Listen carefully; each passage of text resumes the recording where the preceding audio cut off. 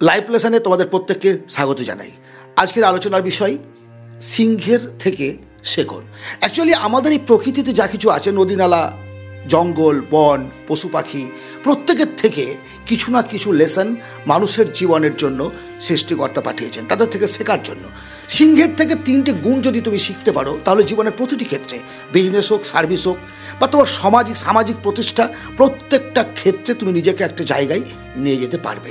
Yes, তুমি যদি সত্যিকারের প্রস্তুতি নিয়ে থাকো যে না, আমাকে আমার জীবনের উন্নতি করতে হবে, তাহলে এই 3টি লেসন আজ থেকে মেনে চলার চেষ্টা করো। তুমি দেখবে সিংহ যেমন জঙ্গলের রাজা, তোমার এলাকার রাজা তুমি হবে। রাজা মিন্স আমি ওই তরবারি নিয়ে যুদ্ধক্ষেত্রে নেমে যাওয়া রাজার কথা বলছি না, ইতিহাসের রাজার কথা বলছি না। মানবিকভাবে, মানসিকভাবে, আর্থিকভাবে শক্তিশালী একজন প্রতিষ্ঠিত মানুষ। First point, attitude is everything. Yes, attitude is everything. এটা কথা জানো? আচ্ছা, জঙ্গলে অনেক অনেক জীবজন্তু আছে, তুমি তাকে দেখবে সবচেয়ে লম্বা গলা কার? জিরাফের। সবচেয়ে চালাক শেয়াল, সবচেয়ে শক্তিশালী গন্ডার, সবচেয়ে মোটা এবং সবচেয়ে তাগড়া হচ্ছে জোয়ান হাতি। এরপরও সিংহ কেন রাজা? কেন? তার মূল কারণটা হচ্ছে সিংহ নিজেকে রাজা ভাবে, আর তাই সে রাজা। সে কিন্তু এমন কিছু না, দেখতে সুন্দর নয়, তার এমন কিছু হেলথ নাই, কিন্তু তার অ্যাটিটিউড, তার চলাফেরা, তার ভঙ্গিমা, এবং জঙ্গলের মধ্য দিয়ে সে যখন যায় সবাই সাইড নিয়ে নেয়। কেন? অ্যাটিটিউডের জন্য। আমরা সাপকে ভয় পাই। অ্যাকচুয়ালি দেখো তো, সাপের মধ্যে কি আছে?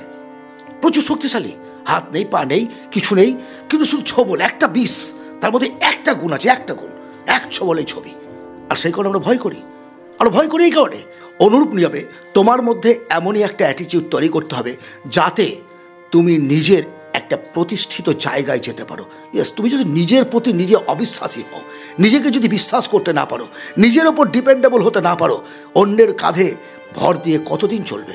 এই সমস্ত, হ্যাঁ, তোমার দুঃখ, তোমাকে সহানুভূতি জানানোর জন্য 10-12টা লোক আসবে, হ্যাঁ ভাই ঠিকঠাক, একটা সান্ত্বনা তোমাকে দেবে, বাট মনে মনে সে একটা হাসবে। সো আজ থেকে সিংহের অ্যাটিটিউড নিজে পালন করার চেষ্টা করো। সেকেন্ড হচ্ছে লক্ষ্যে অবিচল থাকা। তুমি নিশ্চয়ই বাস্তবে না দেখলেও ডিসকভারি চ্যানেলে দেখেছো, সিংহ যখন কোনো একটা শিকারকে ধরতে যায়, ঠিক তার মুহূর্তে কতটা সাইলেন্টলি, চুপচাপ, একেবারে এম রেখে, তার শিকারের প্রতি লক্ষ্য রেখে একদম ধৈর্য সহকারে থাকে। যখন বুঝতে পারে যে এটাই হচ্ছে 100% সুযোগ এবং সময়, সে কিন্তু ঝাঁপিয়ে পড়ে শিকারের ওপর। বড় ছোট কিচ্ছু দেখে না, কিচ্ছু দেখে না, তখন ঝাঁপিয়ে পড়ে এবং তাকে সে ধরে, তারপরে খায়। ইয়েস, লক্ষ্যে অবিচল থাকতে হবে। জীবনের প্রতিটা ক্ষেত্রে তুমি কি চাও সেটা জানো না। তুমি জানো না তুমি কোথায় পৌঁছাবে, কত টাকা চাই, তুমি সার্ভিস করতে চাও নাকি বিজনেস করতে চাও, নাকি ইঞ্জিনিয়ার হতে চাও, ডাক্তার হতে চাও, উকিল হতে চাও, তুমি জানো না, তাহলে কীভাবে চলবে? তোমাকে তোমার লক্ষ্যে স্থির থাকতে হবে। লক্ষ্য স্থির করে লক্ষ্যের দিকে স্থির থেকে তোমাকে এগিয়ে যেতে হবে সামনের দিকে। থার্ড, লক্ষ্য স্থির করলেই হবে না, এবার লক্ষ্যে পৌঁছানোর জন্য যে অধ্যাবসায়, যে পরিশ্রম, যে সততা এবং সাহসের দরকার, সেটা তোমার মধ্যে থাকতে হবে। যেমন সিংহের মধ্যে আছে। মাঝখানে কি আসলো সে তাকিয়ে দেখে না, যখন সে শিকারের ওপর ঝাঁপিয়ে পড়ে। ইয়েস, ডিস্ট্রাক্ট হবে, তোমার প্রেম আসবে, তোমার বন্ধুবান্ধবরা তোমার থেকে সরে যাবে, নেশা, জুয়া, সমস্ত কিছু তোমার সে ডিস্ট্রাক্ট করার জন্য, তোমাকে পথভ্রষ্ট করার জন্য অনেক কিছু আসবে, অনেক কিছু। সমস্তগুলোকে উপেক্ষা করে লাঠি মেরে এগিয়ে যেতে হবে সামনের দিকে। তবেই জীবনে প্রতিষ্ঠিত হতে পারবে, তবেই পারবে তুমি তোমার লক্ষ্যে পৌঁছাতে। লক্ষ্যে পৌঁছানোটা না অত সহজ নয়। লক্ষ্য স্থির করা সহজ, স্বপ্ন দেখা সহজ, কিন্তু সেই স্বপ্নকে বাস্তবে নিয়ে আসাটা অতটা সহজ নয় যতটা আমরা ভাবি। আর সেই কারণেই স্বপ্ন দেখলেও 1% মানুষ সফল হয়। এখন তুমি আমাকে বলবে, দাদা এগুলো বড় বড় ভাষণ এই ক্যামেরার সামনে বসে বসে দেওয়াটাই সম্ভব, বাট না। তুমি তাকিয়ে দেখো এপিজে আব্দুল কালাম স্যার, বড় বড় কতজনের নাম নেব, কোথা থেকে উঠে এসছেন?